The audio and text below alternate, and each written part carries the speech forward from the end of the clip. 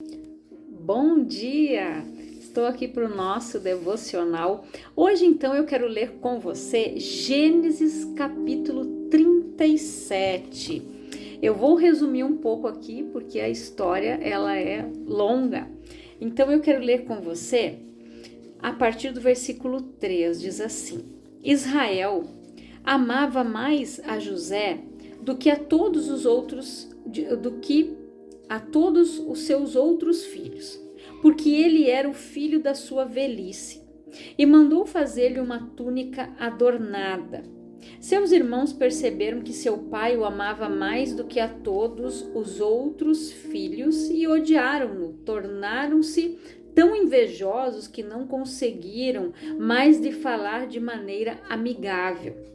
Ora, José teve um sonho e o contou a seus irmãos, que passaram a nutrir ainda mais raiva dele. José lhes havia dito: ouvi o sonho que tive. Pareceu-me que estávamos atando feixes nos campos, e eis que meu feixe se levantou e ficou de pé, e vossos feixes o rodearam e se prostraram diante do meu feixe. Seus irmãos lhe indagaram: queres acaso governar-nos como rei ou dominar-nos como senhor? E eles o odiaram ainda mais por causa de seus sonhos e de suas intenções. Depois José teve ainda outro sonho e contou deste modo a seus irmãos. Tive ainda outro sonho. Desta vez o sol, a lua e 11 estrelas se curvaram diante de mim. Assim que narrou o sonho a seu pai e seus irmãos, o pai repreendeu-o com estas palavras: que sonho foi este que tivesse? Iríamos todos então, eu, a mãe de teus irmãos, e cada um deles prostrar-nos com o rosto em terra diante da tua presença? No mesmo instante, seus irmãos arderam em ciúmes dele. Seu pai, contudo, passou a refletir sobre o que ouvira. Ou seja, José, ele tinha sonhos. Aqui, esses sonhos que ele tinha, que Deus estava dando para ele, na verdade não era para ele chegar e expor para os outros. Só que ele, né, naquela euforia que teve aquele sonho, ele queria contar. De repente ele nem sabia a interpretação dele, né? Por quê? Ali Deus estava mostrando o que iria acontecer após a sua ida ao Egito. Por quê? Porque lá, depois aqui no meio do caminho, se você quiser seguir lendo aqui, eu vou resumir porque eu falei, né? Aqui é bem longa. Então aqui, depois desse fato, os irmãos de José, eles foram, né, levar as ovelhas para outros pastos. Aí o pai pediu que ele fosse, né, trazer notícia dos seus irmãos. E ele foi perguntando até que ele os encontrou. E eles disseram: lá vem ele de novo para fazer fofoca para o nosso pai. Ali, eles intentaram contra José. Eles colocaram José dentro de uma cisterna, né, dentro de um poço. E esperaram que alguns viajantes viessem e venderam José. E alguns até queriam matar ele. Mas o irmão mais velho disse: não, nós não vamos derramar sangue, não dele. Eles pegaram, mataram uma ovelha, acho que era uma ovelha ali, se não me falha a memória, passaram aquele sangue na túnica de José. Era uma túnica colorida, por isso que diz ali adornada. Ela era colorida. Ele ficava em destaque com aquela túnica, porque o pai mandou fazer exclusivamente para ele. Então, eles mancharam com aquele sangue daquele animal, levaram até o pai e disseram que ele foi atacado por um leão ou por um urso, não lembro agora, não me recordo. E ali, né, o pai chorou, né, ficou lutado por aquele tempo, porque, né, ele tinha o José e o Benjamim, que eram os 2 filhos que ele teve com a Raquel, que eram os filhos da sua velhice, como diz aqui. Israel ali é Jacó, né? Então aqui Jacó, ele chorou, pranteou a morte de José. E aquela túnica ali, gente, que despertou tanto ciúme, tanta inveja, né, nos outros, ela foi tirada de José, mas ninguém usou, porque ela foi feita sob medida. E Deus, ele sabia, Deus já tinha o plano, Deus já tinha um propósito para José. Então ali Deus permitiu, né, que tudo isso acontecesse para que ele fosse parar no Egito. E futuramente, lá na frente, quando ele chegou na casa de Potifar, ele administrou a fartura, porque ele era um homem rico, né? Ele era um comandante lá do faraó. Então ele era um homem de posses. Só que ele viu que o Deus de Israel era com Jacó, né? Perdão, com José. Porque tudo que José fazia prosperava. Ele deixou tudo nas mãos dele. Já começou ali. Ele deixou tudo nas mãos de José. E José foi administrando. Só que José, pelo que a palavra fala, ele era um homem de boa aparência, ele era um homem bonito. A esposa de Potifar se interessou por ele. Ela tentou, ela assediou ele. Ele saiu correndo, nu, ela ficou com a capa dele na mão. Ela ficou com a capa, mas o caráter de José, esse Satanás não conseguiu não denegrir. Por mais que ele foi para a cadeia injustamente, mas ele não pecou. A sua integridade, a sua sinceridade com Deus continuou a mesma. Ele não tocou naquela mulher. Ele foi preso injustamente porque ela mentiu que ele tentou abusar dela. E ali na cadeia, gente, a mesma coisa aconteceu. O que era encarregado da cadeia deixou tudo nas mãos de José. Ali a cadeia prosperou também. Então José, ele aprendeu a administrar na fartura e na escassez. E ali na cadeia ele interpretou os sonhos do copeiro e do padeiro do faraó. E ali ele disse que voltaria, que iria entregar o copo de novo na mão de faraó. E o padeiro, ele sonhou, né, que ele estava com um cesto de pães na sua cabeça, que vinham as aves e pegavam. Daí ele falou, né, que daqui 3 dias ele seria enforcado e que o outro iria voltar para o seu cargo, né, e entregar o copo de novo na mão de faraó, né. Aí aconteceu exatamente como José havia dito. E quando eles saíram dali, José disse, lembrem-se de mim quando vocês chegarem diante de Faraó. Só que eles esqueceram. Por que Deus permitiu que eles não lembrassem de José? Porque o padeiro foi morto. Se ele tivesse se lembrado dele naquela hora, você acha que o faraó ia dizer, não, eu não preciso de um interpretador de sonhos, eu preciso de um novo padeiro, traz ele para cá e bota no lugar do outro. E não era esse o plano que Deus tinha para ele. Aí depois que se passaram aqueles anos que eram necessários que ele permanecesse ali naquela cadeia, aí o faraó teve um sonho que Deus lhe deu. Ele sonhava que tinham 7 vacas gordas e de repente saíam de dentro do rio 7 vacas magras que engoliam elas.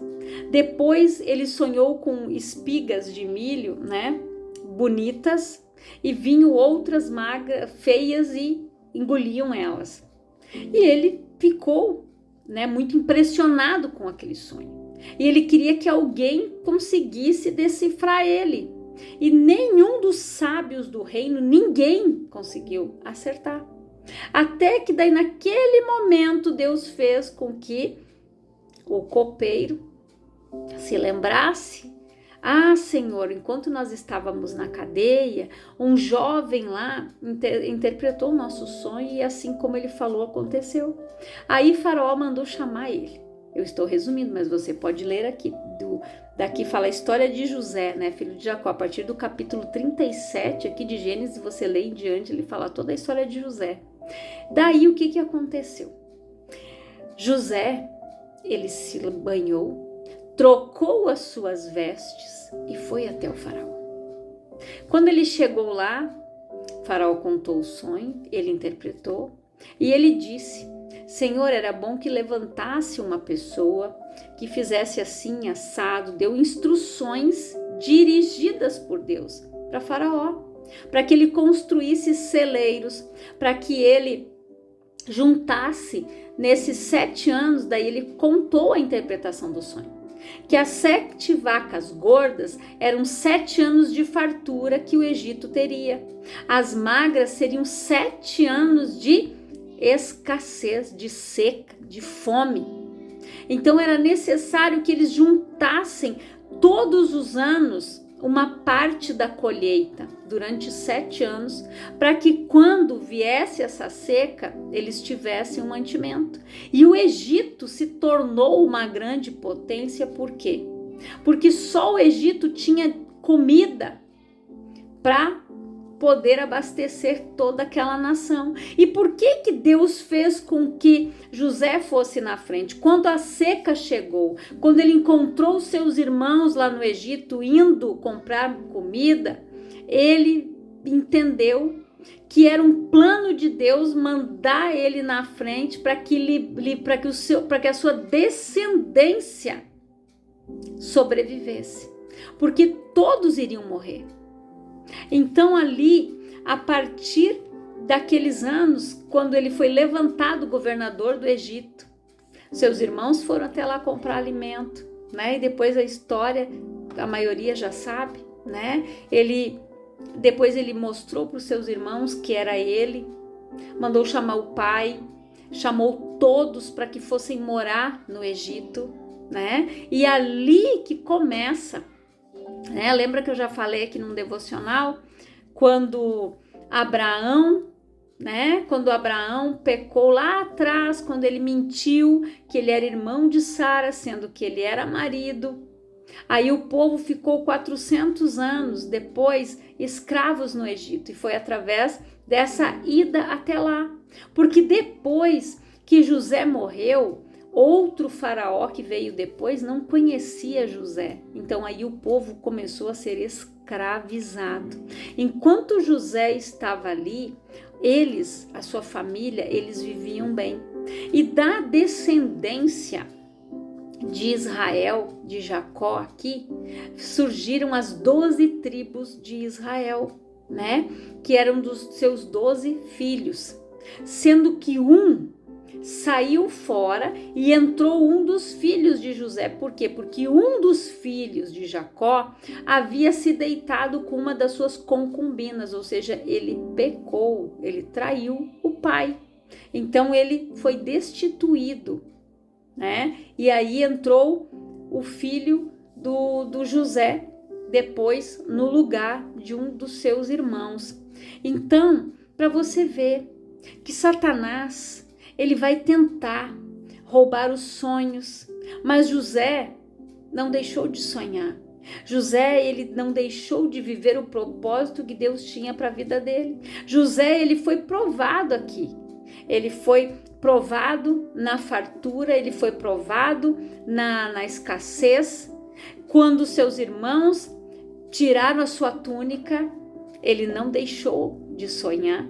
E ninguém usou aquela túnica porque ela foi feita sob medida, ela foi feita para ele. E quando a mulher de Potifar arrancou dele a sua capa, ela arrancou a capa, mas ela não conseguiu denegrir e ela não conseguiu, me fugiu a palavra agora, ela não conseguiu destruir o caráter de José. Porque José, ele honrava o seu patrão, o seu senhor, porque ele era um escravo, ele tinha sido comprado.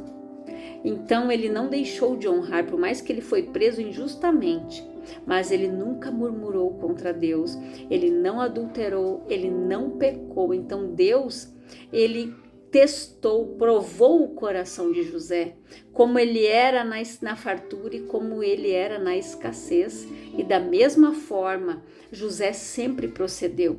José nunca reclamou, José nunca murmurou: Senhor, mas por que os meus irmãos me venderam? Mas por que não? E muitas vezes, em algumas fases da nossa vida, nós ficamos como as crianças, né? Mas o porquê? Mas o pra quê? Mas o quê? Às vezes a gente começa a questionar a Deus. Ao invés da gente orar, entender, não murmurar, não reclamar, não ficar questionando, somente obedecer, viver o propósito, dizer: Senhor, eu estou passando pelo vale, mas o Senhor é Deus, o Senhor está comigo. Senhor, eu estou passando por esse deserto, mas o Senhor é Deus, o Senhor está comigo. O Senhor cuida de mim. E você sabe por quê? Que Deus, quando Ele chamou Abraão, e Ele disse para Abraão: Abraão, olha para cima, olha para o céu, conta as estrelas, se você puder contar. Deus mandou ele contar as estrelas, por quê? Porque era para ele olhar para cima, para ele jamais tirar os olhos do alto. Porque Satanás vai tentar te desviar os olhos do alto e fazer começar você a olhar para o chão, olhar para os teus pés. E nós precisamos olhar para o alto, olhar para o autor e consumador da nossa fé. Nós precisamos olhar para Jesus, ver o sacrifício dele naquela cruz. Nós precisamos agir como José, saber passar pela fartura, saber passar pela escassez, assim como Paulo disse: eu sei viver na fartura e eu sei viver na escassez. Paulo também aprendeu. Então, gente, nós aprendemos. Quando nós somos maleáveis, quando nós somos barro e quando nós permitimos que o Senhor venha nos moldar, venha trabalhar na nossa vida. Porque quando o orgulho começa a chegar, o narizinho começa a se empinar, a autossuficiência, Deus diz: vai lá dar uma voltinha lá no deserto, só um pouquinho lá, para você aprender de novo. E às vezes é necessário. A gente precisa aprender da onde a gente veio, da onde o Senhor nos tirou. Jesus disse: sem mim nada podereis fazer. E é assim. Aqui o José, ele não se ensoberbeceu. Ele disse para os irmãos deles: eu sei que o Senhor me enviou até aqui.